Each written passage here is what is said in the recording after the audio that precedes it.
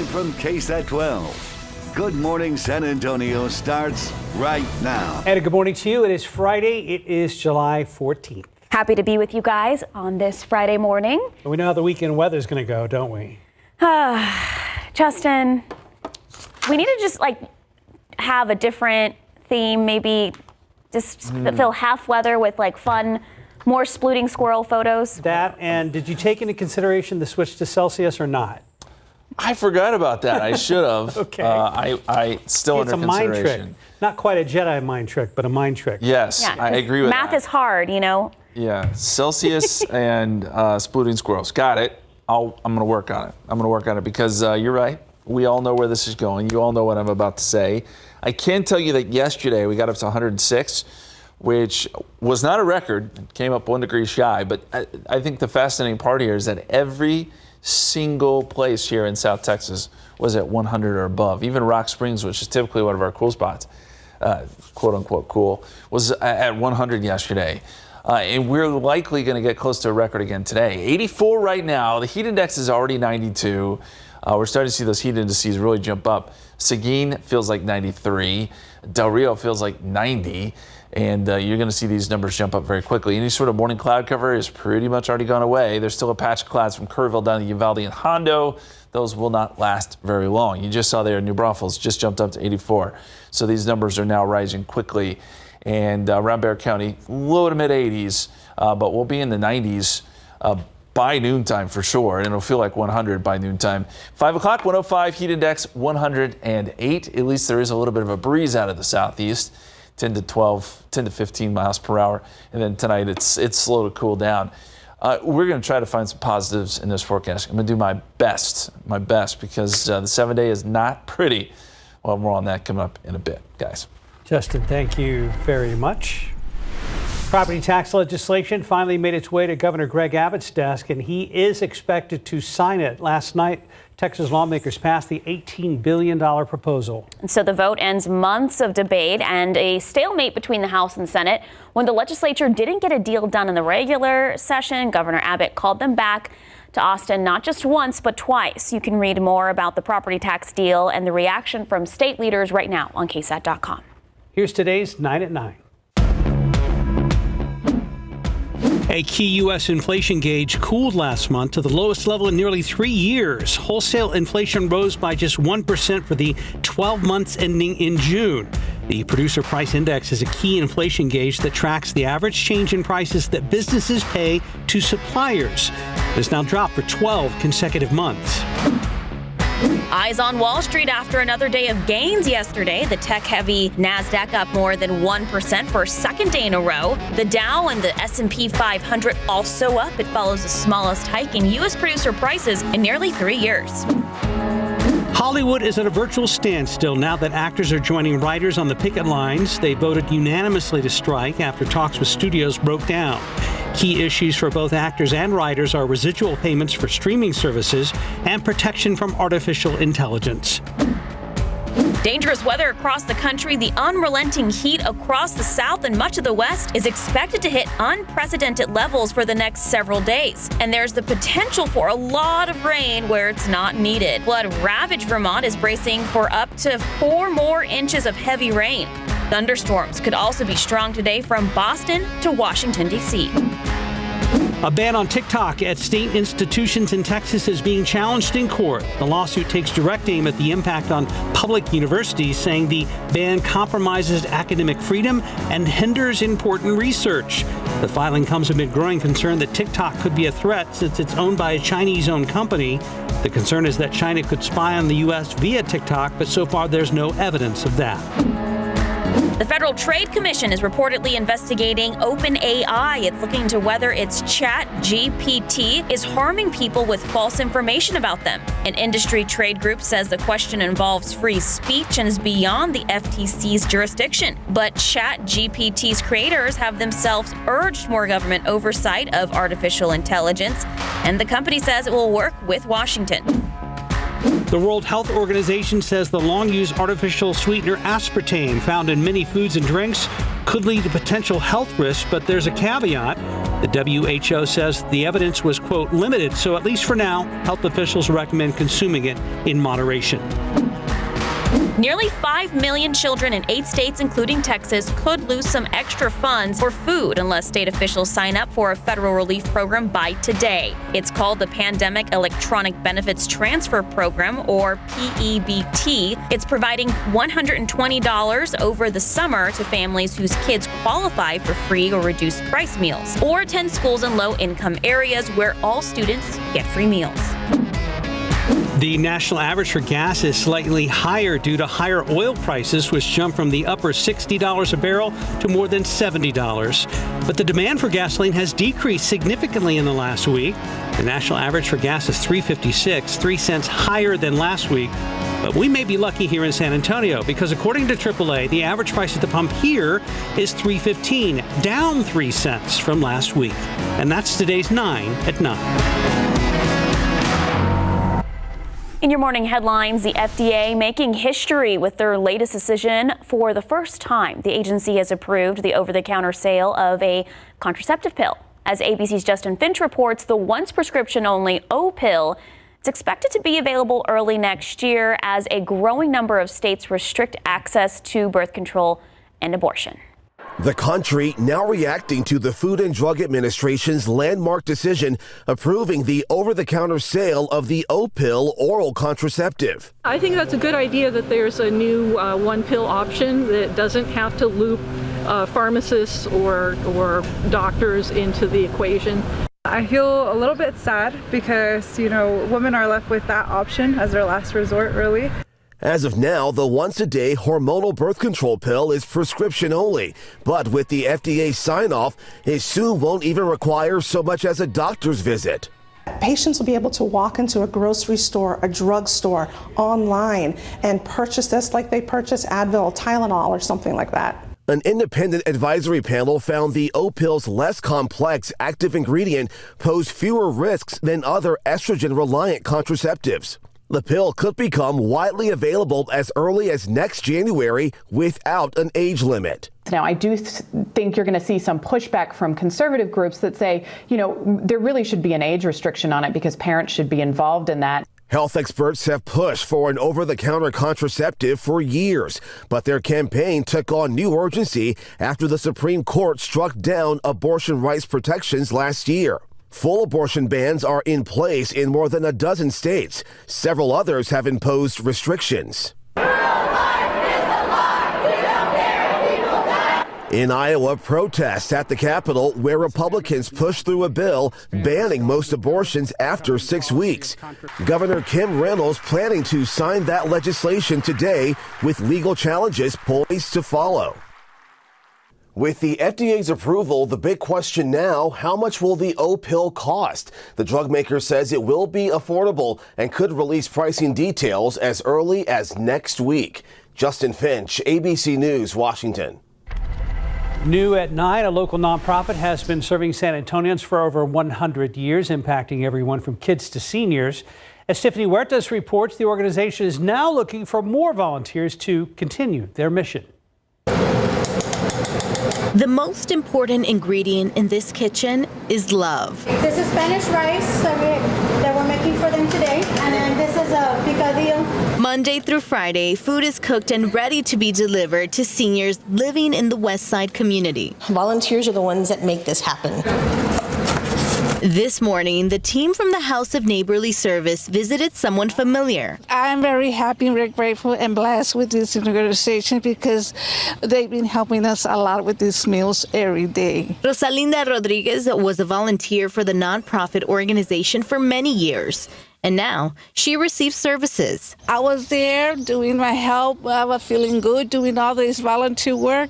And now I'm grateful and thankful and blessed that they bring me my meals home. For more than 100 years, the House of Neighborly Service has been helping the West Side of San Antonio, from family support to a child care program. We are serving currently over 30 children in our child care center, and we're looking to serve 50 at some point. Last year, the organization served over 1,000 people. Volunteers played a big role. Right now, we have about 30 volunteers, some who continually come week after week. Then we have some that come sporadically, but we're always in need of more volunteers. Executive Director Sandra Morales says volunteers can help in many ways. We often have projects that have to do with either our Child Development Center. We also have projects that may have to do with a garden that we have across the street for our seniors. We're looking right now for a group to come in and kind of spruce up the space that we have for our seniors as well. Volunteers help deliver the meals. As a former volunteer, Rosalinda recommends giving back. That was a beautiful experience because I got to meet so many friendly people and I just loved it being there. Tiffany Huertas, KSAT 12 News.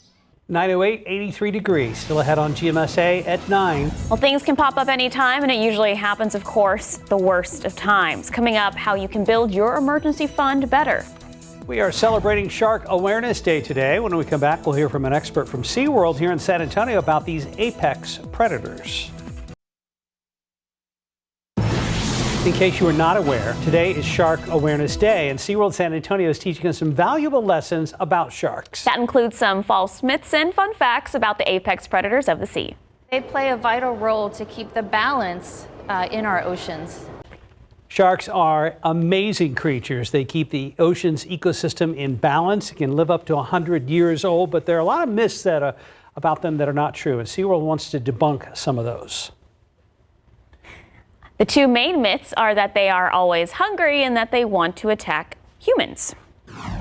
So a lot of times there's that initial bite and then they move on because us as humans are not something that they're interested in.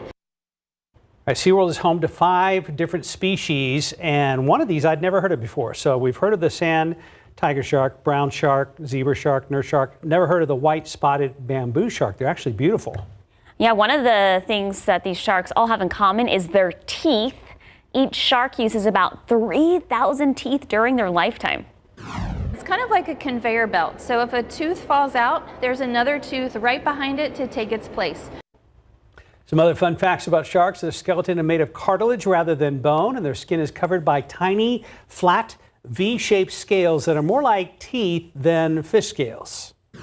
Tiny little shark teeth that form the scales on their body. You can celebrate sharks any day of the year by heading to SeaWorld San Antonio. For more information on shark attractions at SeaWorld, head to our website at KSAT.com. And I think that's one of the white spotted bamboos we just saw there. Not that one, but the one before that. Beautiful. Beautiful. Beautiful.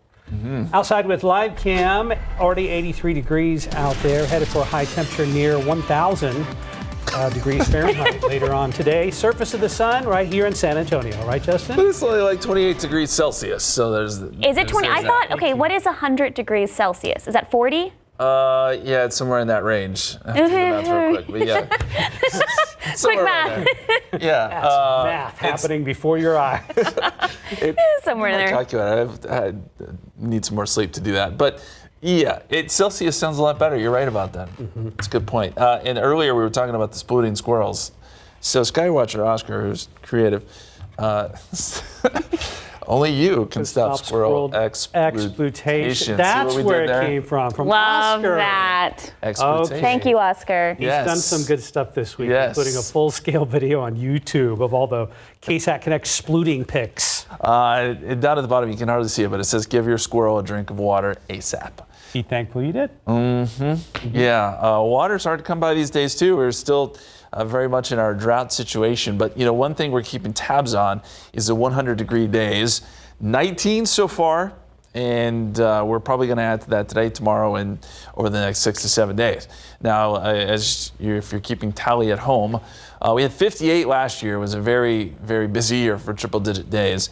We're below that pace, but we still have a lot of summer left to go. So it's conceivable we get into the top 5 or top 10. We'll see where we end up, but we are putting together a stretch here. Heat advisories across the state of Texas.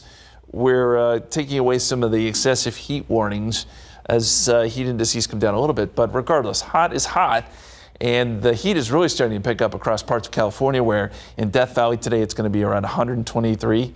And that's the forecast. But tomorrow it could be up around 130. Some of the hottest temperatures we've seen on Earth since records have been kept there in Death Valley. 105 in Midland today, 99 in Amarillo. So a lot of heat still remaining here across Texas. 84 right now. Dew point is at 75. Heat index is at 92. We've got south-southeasterly winds at about 13. Little patch of clouds here, Uvalde, Hondo, Kerrville to Rock Springs up to Fredericksburg, but we're clearing out here in San Antonio. 85 Pleasanton, 84 New Braunfels, 85 Gonzales, 84 around Cotulla, and low to mid 80s here in San Antonio at this hour. The forecast today, 105. I think at that peak temperature of 105, it'll feel like 108. So there still is a bit of a heat index, but we're just bringing down the humidity ever so slightly, and that helps some. 105, by the way, would tie a record for this date. And with that in mind, today is another CPS Energy Yellow Day. You see some of the suggestions there where you can conserve electricity. The demand has been pretty incredible last couple days.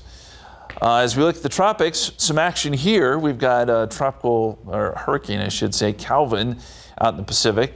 Looks pretty healthy, but it is starting to move into some cooler waters. Winds are at 105 miles per hour, gusting to 125. It's moving west at 16 miles per hour. No impacts on land here. And newly formed in the Atlantic, a subtropical storm. What is that, you ask? Well, it's a storm that is not necessarily tropical in nature. It kind of has characteristics of both, just a typical low pressure system, but also some characteristics of a tropical system. So it's kind of a hybrid. Winds are at 50 miles per hour, gusting to 65. This is out of our open water, and it just kind of meanders in a circle. So we're not going to worry about subtropical storm Dawn. That's the name, by the way, Dawn, as it probably doesn't really have any big effects here. Next name on the list, by the way, would be Emily, followed by Franklin and Gert, Harold, and Idalia. Some interesting names this year. As we look at the satellite and radar across the state, we do have some showers and a few storms up along the Red River, a few showers around Dallas, but these all stay across North Texas, and they're not going to push south. So we are missing out on the rain yet again, and it's all because of our ridge high pressure, which is still strong. And in fact, next week, it tries to move back over Texas. So I think Tuesday could be one of our hottest days. And then finally, by the end of next week, indications that maybe it moves far enough west to where it opens the door for some chances of rain here in San Antonio, but that would be way down the line. We'll keep our fingers crossed for that. There's the extended forecast, and you see the records there at the top. Some records may be broken next couple days with the way these temperatures are trending. One of our viewers just said, did Justin just say this weather is going to be around the next 6 to 7 days or the next 67 days? I don't think there's much of a difference there. May not be, but we're going to go with 6 to 7. Okay. I really, really hope it's not around the next 67 days. Too. Yeah. Thank you, Justin. You bet. 919, 83 degrees. Many of us are traveling for summer vacay, and there are a few important gadgets that we need to make sure we have in our suitcases before we leave. When we come back, RJ Marquez is going to be speaking with a general manager at AT&T about some gadgets to make travel easier to keep our phones and tablets working. Welcome back to GMSA. Surveys show that 85% of us are expected to travel at some point this summer. And along with those swimsuits and sandals, one thing that we know we'll be packing is our phones and tablets. But you may want to add a few other gadgets to your bag as well. Joining us this morning is tech expert Luis Silva from AT&T to show us some of the best travel tech devices. Good morning, Luis, and thank you very much for being with us. Oh, thank you all for having me. All right, Luis, so let's start here. What would you say are the most common travel problems with our devices, and how do we fix them? The number one problem for everything is juice, right? Keeping all your devices charged when you're on the move can be tricky, but there are great products that can help you. First of all, I recommend portable chargers. Obviously, that is one of the biggest tools you need. Battery is really important for you at all times. So if you're traveling or flying, make sure you put in your phone on airplane mode. It uses less battery. The other thing I would recommend that is super important when you're traveling, right? Especially if you're going overseas, make sure that you talk to your wireless provider to ensure that you have a plan so that your phone is working overseas, right? You don't want to have extra charges or anything like that on your phone. when you're traveling. So what about apps? What are a couple of valuable apps that we may want to have on our phones before we travel? Yeah, really cool ones. Actually, FlightAware is one of my favorite ones because that gives me all the information on flights, tracking. Nowadays, we hear a lot of flight delays or things like that. So FlightAware will give you information on the airport, on the planes, which plane is coming, if your plane is on time. Lounge Buddy, which gives you all those cool airport lounges that are out there so that you can relax if you're at the airport, right? So you can take time, 3 to 4 hours prior to flying. But if you have these great lounges where you can go to, it will help you, number one, with delays. It tells you which ones are available, and you go FlightAware. If your flight is delayed, you can find a lounge. You can sit there and relax and make that time for travel much, much nicer. And lastly, give us a couple of gadgets that we may not have thought of that can be helpful when we're traveling. This is a water bottle that has a charger at the bottom, right? So it comes with its own battery. So it's really great for airports and actually for traveling when you're touring around, because you can always have some extra energy. One of the biggest things that I would recommend is have a device or something that you can put in and actually put your phone so that you don't have to hold your phone if you're watching TV in the plane or something like that. Really cool to have, and you can clasp it on the seat, and so it's comfortable, and you're not going to be one of those people that are holding the phone all day long. And finally, don't forget a good pair of headsets, right? Wireless are much better. So if you can travel, AirPods or any type of Bluetooth headsets will be really good when you're traveling. They're comfortable, and it gives you that hands-free while you're walking around in the airport. I will go ahead and invest in one of those gadgets right there. All right, Luis Silva from AT&T, thank you so much for your time today. Oh, thank you for having me. And if you miss any of this information, you can find this interview again on KSAT.com or our YouTube channel. Guys, back to you. Thank you, RJ. Well, we all know sometimes life does not go according to plan. Things like urgent house repairs, health emergencies, layoffs at work, they can change your financial situation in an instant. That's why it's so important to set money aside for when you need it. ABC's Melissa Adon explains what you need to know about building an emergency fund. If you're hit with large unexpected costs, or if you lose your job, do you have money set aside? If the answer is no, it may be time to start an emergency fund. So it gives you that extra financial security, and it can often help you avoid turning to credit card debt or something else that has a high interest rate. So it's really a safety net. Kimberly Palmer, a personal finance expert at NerdWallet, says that most financial advisors recommend having 3 to 6 months worth of expenses just in case. It's really overwhelming and even impossible for a lot of people. And so even if you aim for a lower amount, for example, $500, that can really help you and be critical to getting through an unexpected crisis or when you suddenly have less income than you had anticipated. Palmer says the key to building an emergency fund is to break it down into smaller, more attainable steps. You can start by setting monthly goals to build positive momentum. Next, she says, to set aside a little bit of money every week. For example, skip takeout, anything that helps you cut back, and then put $10, $20, as much as you can aside each week, and slowly you can build that up.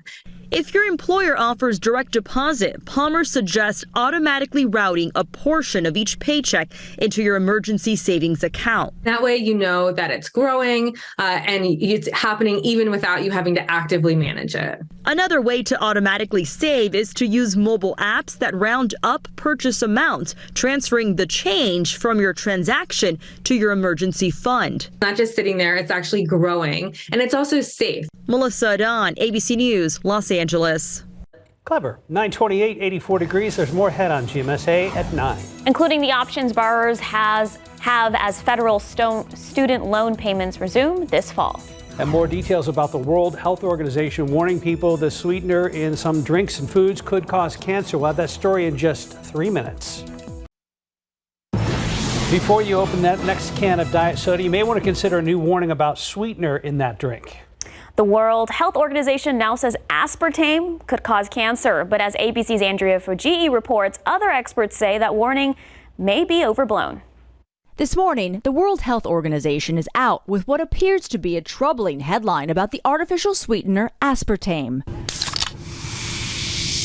It's commonly found in diet sodas, sugar-free gum, and tabletop sweeteners. The WHO's International Agency for Research on Cancer is now classifying aspartame as a carcinogen, meaning it's capable of causing cancer, specifically liver cancer. But the agency warns more research is needed. Many experts here in the U.S. are highly critical of the report.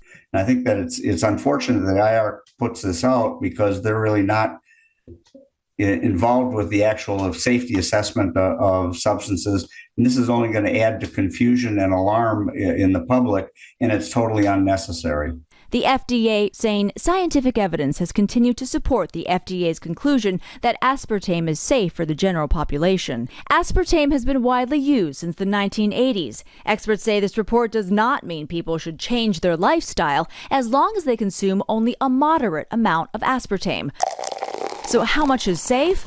The WHO says the acceptable daily level for a person weighing about 155 pounds is the equivalent of up to 14 cans of diet soda per day. I think the main thing is that aspartame is a safe substance, can be consumed in quite large amounts, much larger than the humans generally consume. To be clear, no doctor would say 14 cans of soda per day is good for your health. We're only talking about aspartame levels. The American Cancer Society says it welcomes more research on the issue. Andrea Fujii, ABC News, New York.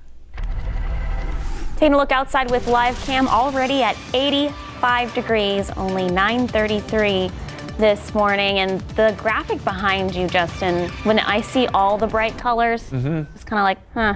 Kind of reminds you of like the 80s, the bright pinks. Well, they call it hot pink for a reason, right? Exactly, they do. It is 85, but it already feels like it's in the 90s. And the temperatures today are going to be right back where they were yesterday, 105. You know, if you want to take some positive away from this, though, it is that humidity is a little bit lower. So heat indices won't be as bad as they were yesterday. We're thinking 108 is what it may feel like as we head into the afternoon. Corpus Christi is still going to see some pretty significant heat indices where there is more moisture down there. But almost the entire state back in the 100s again today. Heat advisories posted for much of the state. And those heat advisories stretch from, honestly, Mississippi, Louisiana, Texas, all the way out to California. So there's a large portion of the country that is dealing with this heat high. 99 at 2 o'clock. We'll be up around 105, as we said, that heat index ranging from about 105 to 109 during the afternoon and evening hours. And it takes until 10 o'clock to really cool down into the 80s, still with the southeasterly breeze, 10 to 15 miles per hour. Guys. Thank you, Justin. Any more to consumer news? Amazon says this was their largest Prime Day event in company history.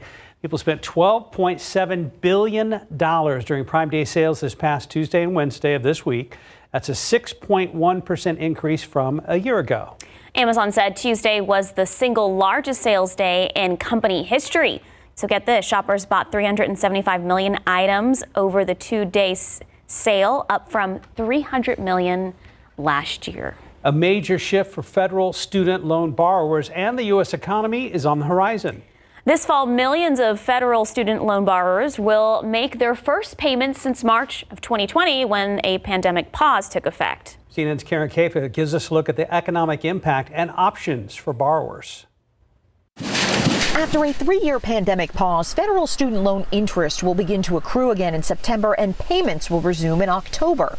A recent study by Moody's Analytics found as many as 5 million student loan borrowers will need to resume average payments of close to $275 per month and warned of an economic slowdown as borrowers shift budget priorities. Other economists like John Diamond of Rice University's Baker Institute Center for Public Finance say that dialing back of consumer spending will help further ease inflation. I think at the end of the day, whatever positive effect we would have seen from increased consumption would have been offset by the Fed raising rates a little more than they would have to otherwise. During the shift, Diana Furchtgott-Roth, former chief economist at the Labor Department during the George W. Bush administration, says borrowers have a strong job market on their side. It's a great time to be looking for a job. Yes, they have to repay their student loans, but on the other hand, there are all these jobs available. both in the public and in the private sector. The Biden administration has rolled out new options for borrowers ahead of fall repayments. Some will be eligible for a new income-driven repayment plan that could lower monthly bills and reduce the overall amount paid back over the lifetime of the loan. For those meeting certain income thresholds, monthly payments could be as low as $0. Some parts of the program take effect this summer, others in July 2024. In Washington, I'm Karen Kifa. Old medical equipment you may have lying around the house could be tax deductible, but it may also benefit someone who otherwise could not afford to buy it. As Jesse Delgado reports, Project Mend may be in a much larger facility now, but the nonprofit's 30-year-old mission remains the same. This may look like a lot, but all this medical equipment donated to Project Mend won't be here very long. Not with the ever-growing demand it's seen over the past 30 years, says CEO Kathy Valdez. We just serve more and more and more. The number increases. The need increases. Marguerite Natal's spiffy motorized wheelchair came from Project Mend.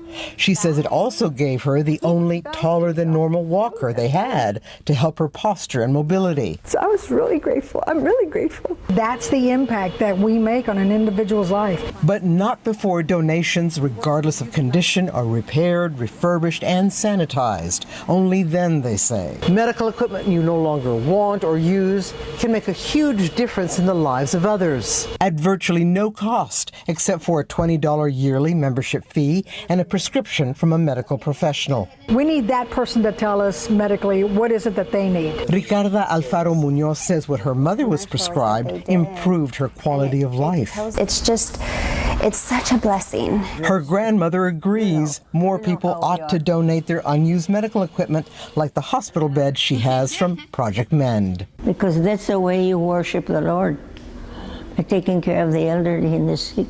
Jesse Degollado, KSAT 12 News.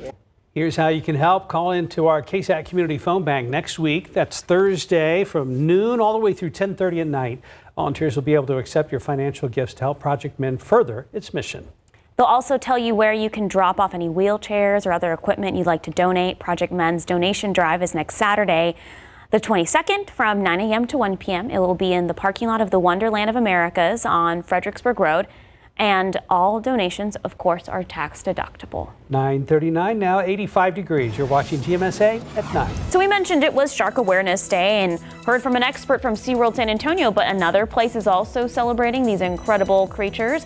Just west of Austin, we'll tell you about some of the Shark Week events going on in Johnson City when we come back. As we head to break, a look at some of the activities going on at public libraries around the city. A therapy dog will be visiting Thousand Oaks Branch Library from 2 to 3 p.m. so children 6 to 12 years old can practice reading aloud to the pup. And the Lego Club is getting together at Cody Branch Library from 3 to 4 p.m. for a look at all the events scheduled for today at different public libraries around our city. Head to the KSAT Kids section of KSAT.com. We'll be back. Well, like we mentioned earlier in the show, today is Shark Awareness Day, and the Science Mill Museum in Johnson City is celebrating with Shark Week. Families of all ages are welcome to learn about sharks through STEM-related activities. We're all about making STEM education more fun and more accessible. The Science Mill Museum is located on South Lady Bird Lane in Johnson City. The nonprofit museum opened back in 2015, and today through Tuesday, they will be celebrating Shark Week. That includes tons of shark-related activities such as shark dissections, a 4D virtual reef experience, and digging for shark teeth. Officials with Science Mill Museum say it's important to have STEM-related activities like Shark Week for their community.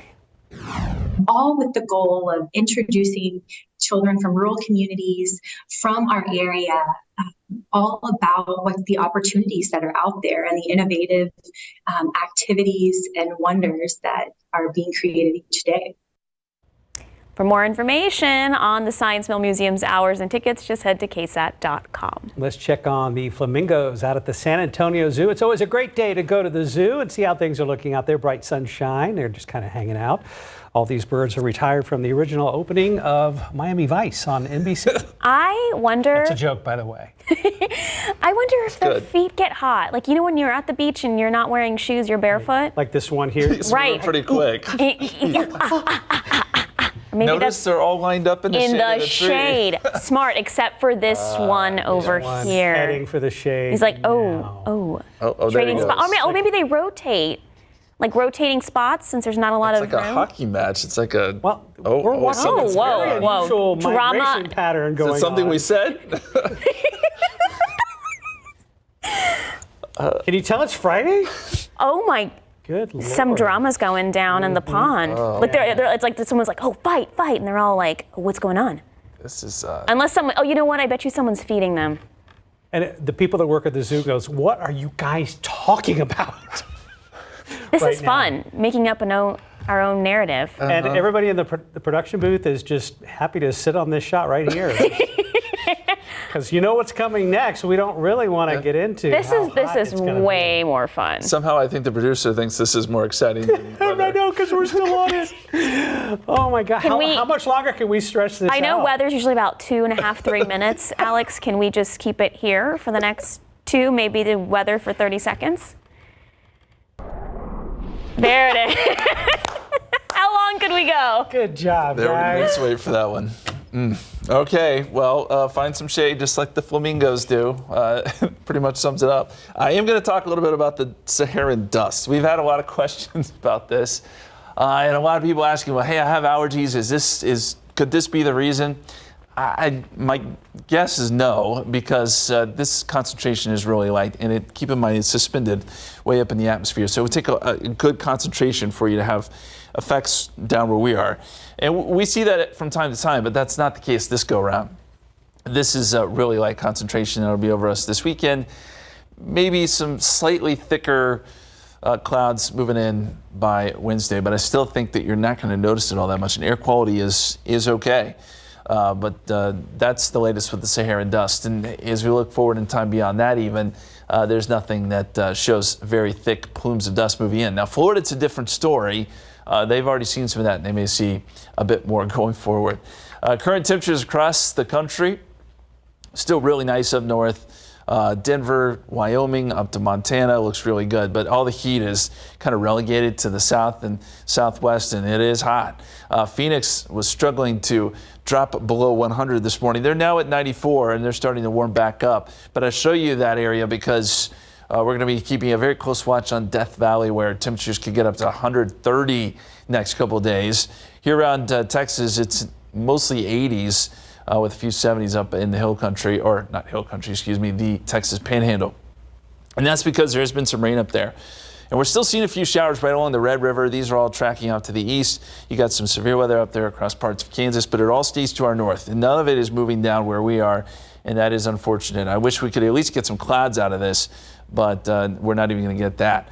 More showers developing north of Dallas. That'll keep conditions damp up there. But for us, it's a lot of blue skies. 84. Heat index is already at 92. In the KSAT 12-hour forecast today, 99 at 2 o'clock. We'll be up around 105 by 5 p.m. with a feels-like number of 108. And then down into the 80s by 10 o'clock and midnight. Maybe we'll drop below 80 by tomorrow morning. We'll see. It's been several days since we've been below 80, even in the mornings. Forecast heat index this afternoon, close to 110 in several spots. Here around Bexar County, we'll be somewhere between 105 and 110, I think. And the satellite picture shows that the clouds, any sort of cloud cover that we had is pretty much gone away, at least here in San Antonio. Bandera, Sabinal, still seeing a few clouds, but these aren't going to last. And we showed you those showers up there across North Texas. So our futurecast brings high pressure back over top of us by the first part of next week. And that means the heat's going to crank up again probably Tuesday and Wednesday. Now, beyond that, if we're looking at any sort of good news or positive news here, high pressure starts to slide back off to the west. And maybe, just maybe, a week from this weekend, it could open up the doors a little bit and maybe cool us down. We'll see. But in the meantime, it's all heat. It's all close to record heat, too, unfortunately. Can we go back to the flamingo shot? Yeah. Understood. 949, 85 degrees. Well, there's a new spot in San Antonio that just opened up that's serving Texas-sized cookies. When we come back, KSAT producer Priscilla Karaman gives us a look inside.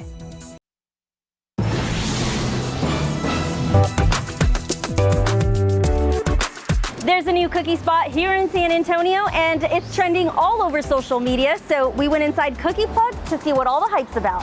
We're from SoCal, we're from Los Angeles, born and raised, kind of tired of corporate life, and we were looking at franchises, and my wife's cousin in LA was looking at this at the same time. So we looked at it and we're like, oh man, this is SoCal. Like, it would be so fun to bring SoCal here. They're Texas-sized cookies, right? We have 16 different flavors, 12 flavors that are daily flavors. We have a flavor of the month every month that switches out, and then we have 4 different keto flavors as well. Fresh daily, we make them every day. Like, we start our day at 7 a.m. right now, but we make them fresh in the morning and sell them out throughout the day.